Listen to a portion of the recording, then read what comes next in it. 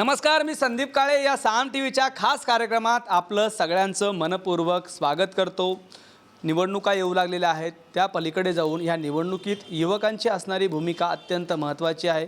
युवक असतील, महिला असतील, त्या प्रत्येकाचं या निवडणुकीत महत्त्वपूर्ण योगदान असणार आहे। निवडणुकीची एकूण सगळे आकडेवारी जर पाहिली तर त्यामध्ये युवक आणि महिला यांचा मोठ्या प्रमाणावर सहभाग असणार आहे। या युवक आणि महिलाला काय प्रश्न पडतात या अनुषंगाने आपण वेगवेगळ्या महाविद्यालयामध्ये जात असतो, तरुणाशी संवाद साधत असतो, त्यांच्याशी चर्चा करत असतो आणि या चर्चेमधनं अनेक प्रश्न सोडवण्याचा आपण प्रयत्न करत आहोत। आज आपण भिवंडीमधल्या एका महाविद्यालयात आहोत, जिथं ज्या महाविद्यालयामध्ये मुस्लिम मुली ज्या आहेत त्या मोठ्या प्रमाणावर शिक्षण घेत आहेत आणि त्या मुली केवळ शिक्षणच घेत नाहीत, पुस्तकी ज्ञान घेत नाहीत, केवळ डिग्रीपुरतं त्यांचं शिक्षण नाही तर अत्याधुनिक शिक्षण घेण्यामागे त्यांचा जो कल आहे, घेण्याकडे त्यांचा कल अधिक दिसून येतो आहे। जनरली आपण महाराष्ट्रातलं एकूण चित्र पाहतोय की मुलींचं शिक्षण फार इथं कमी आहे। त्या पलीकडे जाऊन मुस्लिम महिला जी आहे, मुस्लिम मुलगी आहे, ती आजही कुठेतरी शिक्षणापासून वंचित आहे की काय अशी परिस्थिती आहे। हे सगळं चित्र बदलायचं असेल तर महाराष्ट्रातली मुलगी आणि विशेषतः मुस्लिम सारख्या एका वेगळ्या समाजातली मुलगी शिक्षित होणं किती गरजेचं आहे, ज्या माध्यमातून आपलं राज्य सक्षम होईल। या अनुषंगाने आपण या सगळ्या तरुण विद्यार्थिनीशी चर्चा करणार आहोत आणि त्यांच्याकडनं या सगळ्या विषयाच्या अनुषंगाने किती महत्त्व आहे, मुस्लिम मुलगी आज शिकली पाहिजे, ती एक सक्षम स्त्री झाली पाहिजे, यासाठी तिला शिक्षण किती महत्त्वाचं आहे हे आपण विचारूया। मला तुम्हाला विचारायचं, मला तुम्ही सांगा की आजही मुलीला शिक्षण किती महत्त्वाचं आहे, त्या पलीकडे जाऊन मुस्लिम मुलगी, प्रत्येक मुलगी शिकली पाहिजे असं तुम्हाला वाटत नाही का? हे सगळं करण्यासाठी कुठली यंत्रणा कामाला लावणं गरजेचं आहे, तुम्ही काय सांगाल? लड़कियों के लिए पढ़ाई बहुत ज़रूरी है और हमारे मुस्लिम में तो मतलब पेरेंट्स परमिशन नहीं देते, क्योंकि अगर हमें अपनी आने वाली जनरेशन को सक्सेसफुल करना है तो हमें सबसे पहले लड़कियों को तालीम देनी होगी, क्योंकि ऐसा कोई शोबा नहीं है जिसमें लड़कियों ने औरतों ने मर्दों की बराबरी नहीं की है। हर शोबे में आज अगर देखा जाए तो लड़कियां हर जगह, कोई पायलट है तो कोई इंजीनियर है, कोई इंस्पेक्टर, कोई भी, मतलब हर शोबे में लड़कियां तरक्की कर रही हैं। इसी तरह अगर समाज में जो रूढ़िवादी एक सोच फैली हुई लोगों को कि लड़कियों को तालीम नहीं देनी चाहिए, तो ये बहुत गलत है। इसलिए हमारा सबसे पहला तो ये पैगाम उन पेरेंट्स के लिए जाता है कि जो अपनी बच्चियों को तालीम देने से रोकते हैं, उन्हें घर में बैठा के रखते हैं, उनसे कुछ भी घरेलू काजों में उनको मसरूफ़ करते हैं। तो इसलिए उनसे हम कहना चाहेंगे कि प्लीज़ आप उन्हें पढ़ाइए, उन्हें तालीम दीजिए, ताकि वो अपने आने वाली नस्ल को भी उनकी तरह बेहतर बना सके। किसी शायर का बहुत मशहूर शेर है, तालीम औरतों की ज़रूरी तो है मगर, तालीम औरतों की ज़रूरी तो है मगर, खातून खां ना हो वो परी की सभा की परी ना हो। एक मशहूर अदीब का कॉल है, तुम मुझे एक तालीम याफ्ता खातून दो, मैं तुम्हें एक तरक्की याफ्ता कौम दूंगा। क्योंकि एक लड़का अगर तालीम हासिल करता है तो वो अकेला तालीम याफ्ता होता है, जबकि एक लड़की तालीम हासिल करती तो एक ख़ानदान तालीम याफ्ता बन जाता है। महाराष्ट्रातल्या गल्ली बोळामधले किंवा गावातले अनेक उदाहरणं आपण पाहिले असतील, त्या प्रत्येक उदाहरणामध्ये एक गोष्ट प्रकर्षाने जाणवते, ती म्हणजे महिलांच्या शिक्षणाची। अनेक वेळा होते असं की महिला शिक्षित व्हावी यासाठी साक्षरतेसारखे अनेक उपक्रम सरकारने हाती घेतले, पण त्या उपक्रमाची अवस्था काय झाली हे आज मी सांगायची गरज नाही। हे सगळं या मुलीच सगळं सांगतायत की कशा पद्धतीनं ही अवस्था जी आहे ती अत्यंत वाईट झालेली आहे। त्या पलीकडे जाऊन महाराष्ट्रातल्या ग्रामीण भागात असेल किंवा शहरी भागात असेल, मुस्लिम महिलांच्या शिक्षणाकडे सातत्याने दुर्लक्ष करण्यात आलेलं आहे।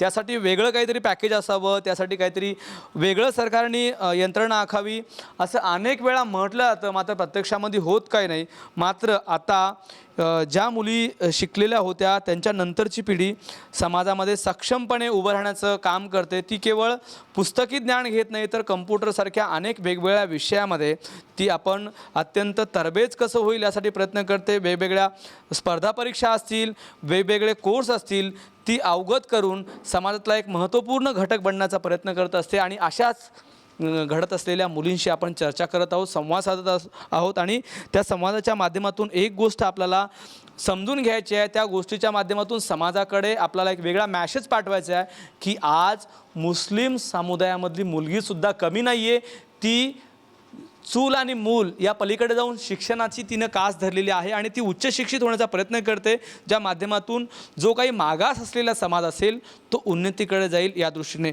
मला तुम्हाला विचारायचं आहे, मला तुम्ही सांगा की आजही उच्च शिक्षण तुम्ही घेत आहेत, संगणकाचे धडे तुम्ही घेतले आहेत, वेगवेगळ्या माध्यमातून तुम्ही डिग्री घेऊ लागलात, तुम्ही अशा प्रकारचं शिक्षण विशेषतः मुस्लिम समुदायातील महिलांसाठी किती आवश्यक आहे आणि का आवश्यक आहे असं तुम्हाला वाटतं, काय सांगाल? वैसे तो हमारे समाज में मुस्लिम लोग को इतना तालीम तो नहीं दी जाती, लेकिन जैसे जैसे जनरेशन चेंज होती जा रही है वैसे वैसे पेरेंट्स लोग अपने बच्चों को तालीम देते हैं, लेकिन कुछ पेरेंट्स आज भी इस बात से डरते हैं कि माहौल इतना ख़राब है, तो उन्हें ये सोचना चाहिए कि अगर अभी अपनी लड़कियों को बाहर भेजेंगे तभी वो माहौल को समझ सकते हैं और आगे अपनी लाइफ अच्छे से जी सकते हैं. और अगर एक लड़की तालीम अगर एजुकेटेड है तो अपने पूरे ख़ानदान को अच्छे से एजुकेटेड कर सकती है. और दुनिया के जैसे कि आज महंगाई भी इतनी बढ़ रही है, तो एक लोगों के घर चलाने से तो खर्चा पूरा नहीं होता. अगर एक औरत भी अगर वो एजुकेटेड है तो वो भी जॉब कर अपने घर को अच्छे से संभाल सकती है और एक अच्छी लाइफस्टाइल जी सकती है. तो इसीलिए एजुकेशन बहुत ज़्यादा ज़रूरी है हमारी जनरेशन के लिए. सबसे पहले तो आज जो हमारे समाज में हो रहा है, ये इलेक्शन हो रहा है, तो लोग हमसे पूछते हैं कि आपको क्या चाहिए क्या नहीं चाहिए. इलेक्शन ख़त्म हो जाता है तो कोई पूछने वाला नहीं रहता कि आपकी क्या ज़रूरत है क्या है. उसके ताल्लुक़ से मैं एक शेर कहना चाहूँगी कि कौम के गम में डिनर खाते हैं हुक्काम के साथ, कौम के गम में डिनर खाते हैं हुक्काम के साथ, रंज लीडर को बहुत है मगर आराम के साथ. मतलब ये कि मतलब आज हमारे अगर कोई हादसा हो जाता है या कहीं भी कुछ वाक़या हो जाता है तो फिर जैसे कि मुजफ्फरनगर का जो हुआ था, तो वहाँ पे जो लीडर है वहाँ पर जाते हैं, वहाँ जताते हैं कि हम यहाँ पर आए, यहाँ पर इतनी हेल्प किए.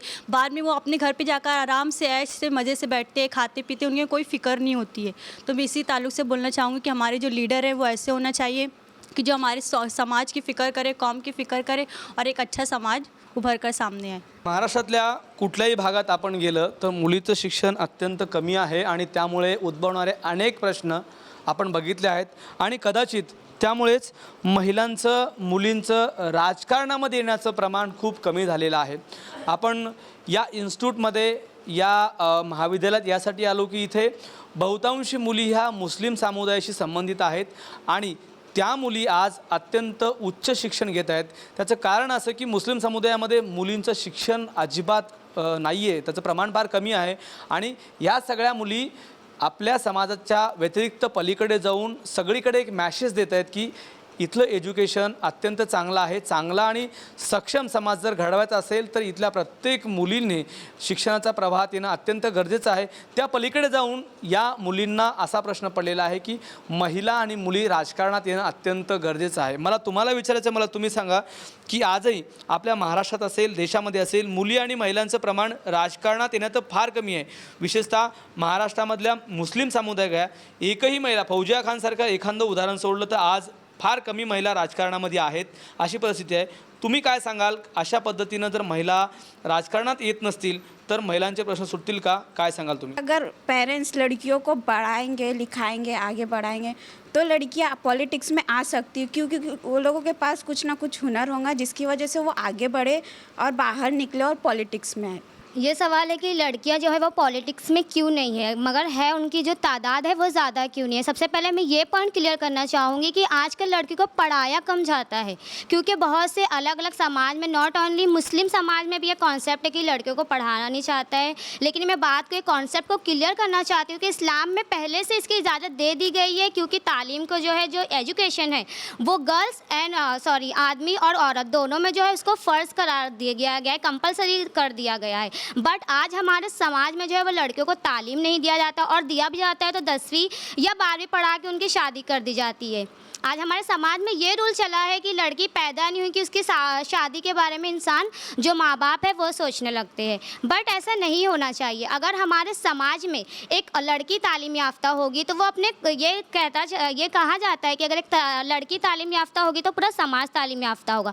अगर एक लड़की एजुकेटेड होगी तो वो पॉलिटिक्स में आ सकती है. अगर वो पॉलिटिक्स में आएगी तो जो भी वुमेन्स की प्रॉब्लम है, क्योंकि आजकल वुमेन जो है वो इतनी ज़्यादा डिफ़िकल्टी में चल रहे हैं, हर वक्त हमें डर लगा लगा रहता है। आज हम मुंबई की सड़कों पे एक ऐसे चल नहीं सकते, कब कहाँ से क्या हादसा हो जाए हमें यह पता नहीं हो सकता है। आज दिल्ली जो है वो लड़कियों लिए इतनी अनसेफ्टी हो गई है कि जिसकी हम कल्पना भी नहीं कर सकते। तो ये क्या है? क्या हम गर्ल्स का कोई अधिकार नहीं है? क्या हमारा कोई वो नहीं है कि हमारी कोई रिस्पेक्ट करे? क्या हमारी कोई इज्जत नहीं है? हमारी कोई वैल्यू नहीं है? हमारे ऊपर ध्यान क्यों नहीं दिया जाता? अगर एक लड़की एक सोशल वर्कर काम करती है, अगर किसी के अच्छा करने जाती है, तो उस पर जो लीडर्स है अकॉर्डिंगली वो लीडर्स भी उस पर कमेंट पास करेंगे, उस पर अलग अलग के कुछ भी कीचड़ वगैरह उछाएंगे, उसके ऊपर कमेंट पास करेंगे। तो ये क्या है? जिसकी वजह से जो लड़की है वो क्योंकि लड़कियों के लिए सबसे मेन इंपॉर्टेंट चीज़ होती है उसकी इज्जत।